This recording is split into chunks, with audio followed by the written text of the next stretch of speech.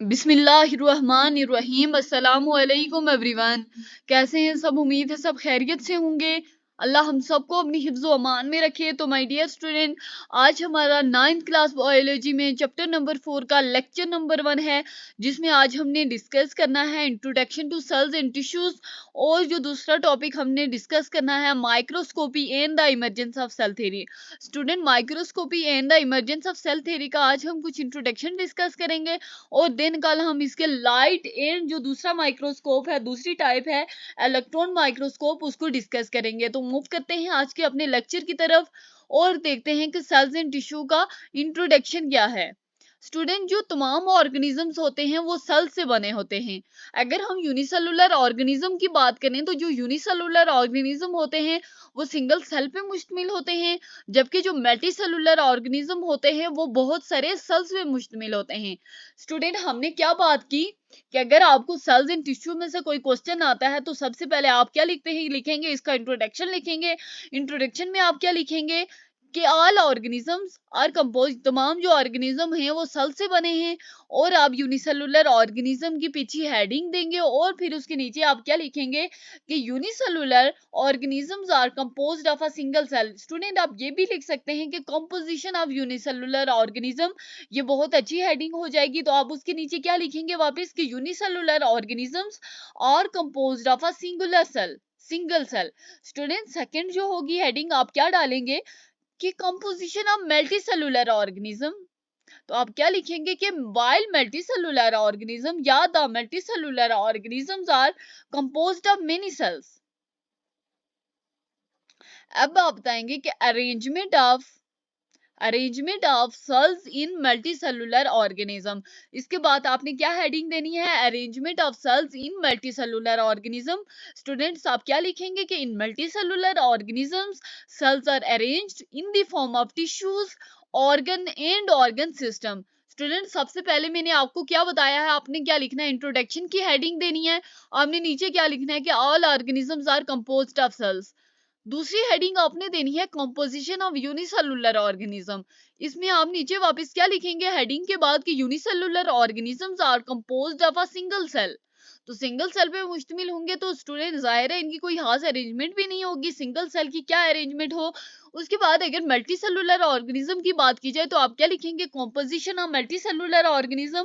और आप लिखेंगे कि multi cellular organisms are composed of many cells. उसके बाद अगर बात की जाए आप क्या लिखेंगे हेडिंग में कि arrangement of cells in multi cellular organisms. Student, ये हेडिंग नोट कीजिएगा साथ साथ कि in multicellular organism cells are arranged in the form of tissues, organs and organ systems. Move करते हैं नेक्स्ट स्लाइड की तरफ और स्टडी करते हैं इंट्रोडक्शन को, introduction to microscopy and the emergence of cell theory. सबसे पहला क्वेश्चन क्या है microscopy and the emergence of cell theory में कि why the study of internal structure of cells were dependent upon the use of microscope.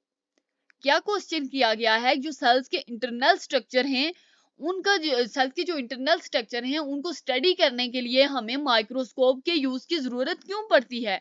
Student, क्योंकि जो sales होते हैं वो बहुत ज्यादा माइन्यूट स्ट्रक्चर होते हैं। माइन्यूट मीन बहुत ज्यादा छोटे स्ट्रक्चर होते हैं।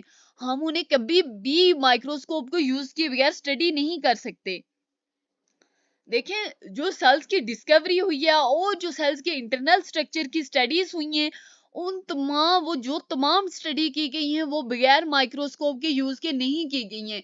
यानी कि स्टूडेंट, अगर कहा जाए जो सेल की डिस्कवरी है उसमें माइक्रोस्कोप का मेजर रोल है, क्योंकि स्टूडेंट्स सेल बहुत ज्यादा माइन्यूट स्ट्रक्चर होते हैं और कभी भी हम उनको स्टडी नहीं कर सकते माइक्रोस्कोप का यूज किए बगैर। तो स्टूडेंट, अगर बात की जाए कि जो स्टडी डिस्कवरी हुई है सेल्स की और जो सेल्स के इंटरनल स्ट्रक्चर की स्टडीज हुई हैं, उनमें माइक्रोस्कोप का बहुत बड़ा मेजर रोल है, क्योंकि माइक्रोस्कोप के यूज के बगैर सेल्स की डिस्कवरी नहीं हो सकती, क्योंकि सेल ऐसा माइन्यूट स्ट्रक्चर है जिसको माइक्रोस्कोप के बगैर देखना पॉसिबल नहीं है, तो उसको स्टडी करना तो बहुत दूर की बात हुई।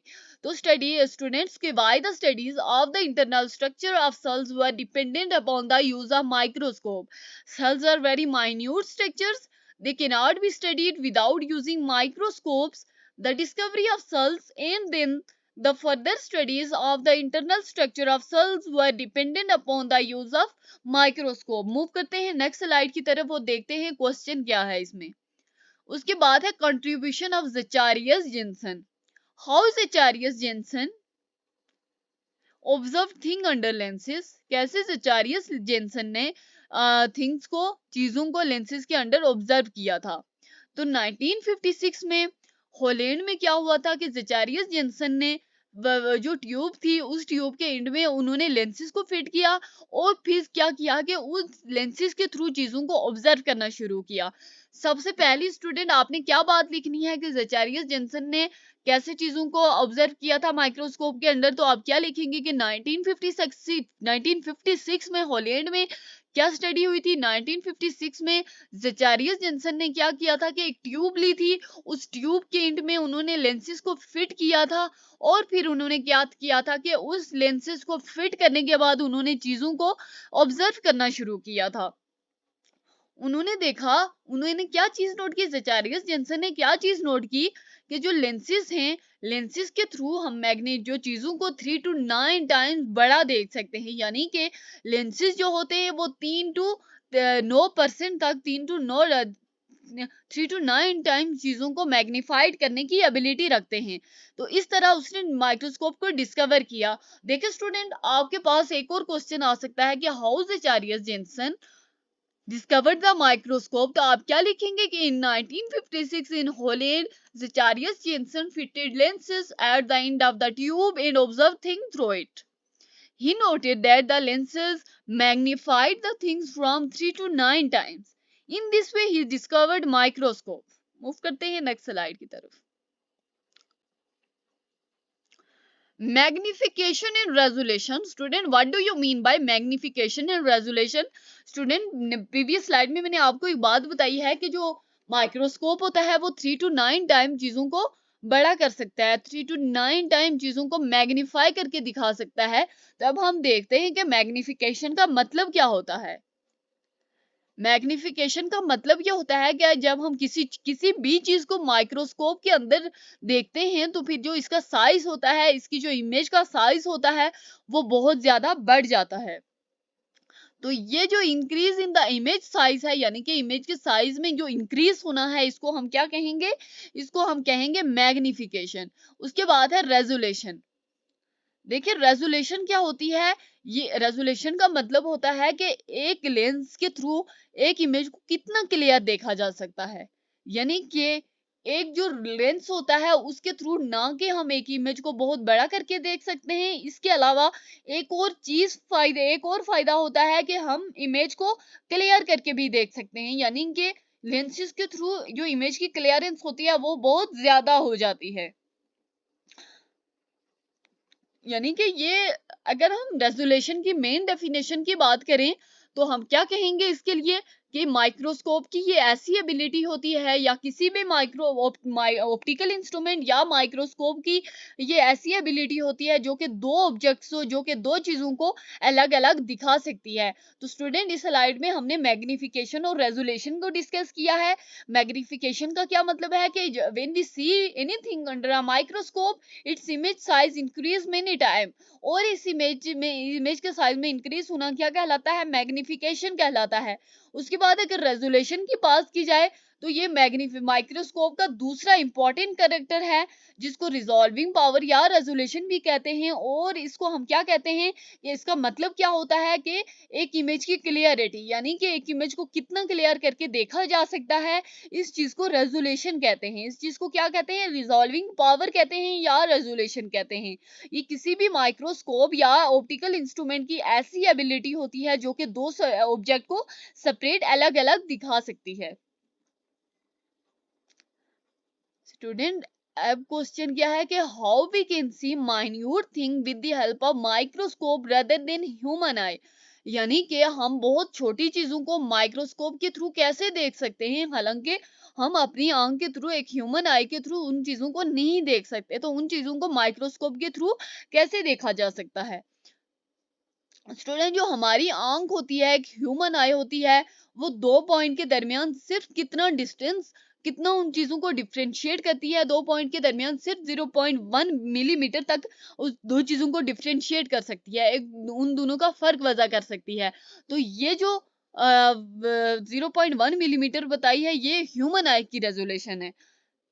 स्टूडेंट, अगर मैं आपको माइक्रोस्कोप की रेजोल्यूशन की बात करूं तो वो ह्यूमन आई से बहुत ज्यादा होती है। ह्यूमन आई से बहुत ज्यादा होती है। किसकी वजह से? लेंसेज की वजह से। इसी वजह से हम क्या कहते हैं कि माइक्रोस्कोप के थ्रू माइन्यूट चीजों को, बहुत छोटी चीजों को भी देखा जा सकता है। स्टूडेंट, कुछ समझ आई आपको कि क्या मैंने आपको समझाया कि how we can see minute thing with the help of microscope rather than human eye? कि हमारी जो आंख है, एक ह्यूमन आई है, दो पॉइंट्स के दरमियान कितना डिफरेंशिएट कर सकती है। दो पॉइंट के दरमियान सिर्फ 0.1 मिलीमीटर तक दो चीजों को डिफरेंशिएट कर सकती है। तो ये क्या है? ये ह्यूमन आई की रेजोल्यूशन है। लेकिन स्टूडेंट, अगर माइक्रोस्कोप की रेजोल्यूशन की बात की जाए तो ये ह्यूमन आई से बहुत ज्यादा होती है। किस वजह से ज्यादा होती है? क्योंकि उसमें लेंसेज मौजूद होते हैं। वो उस तरह के लेंसेज मौजूद होते हैं कि जिसकी मैग्निफिकेशन पावर जो आई के लेंसेज होते हैं उनसे बहुत ज्यादा होती है। एक ह्यूमन आई के से बहुत ज्यादा मैग्निफिकेशन होती है माइक्रोस्कोप के लेंसेज की। यही वजह है कि जिसके थ्रू जिसकी यही वजह है कि हम माइक्रोस्कोप के थ्रू बहुत माइन्यूट चीजों को भी बहुत क्लियरली देख सकते हैं। Thanks for watching. मिलते हैं नेक्स्ट वीडियो में। खुदा हाफिज।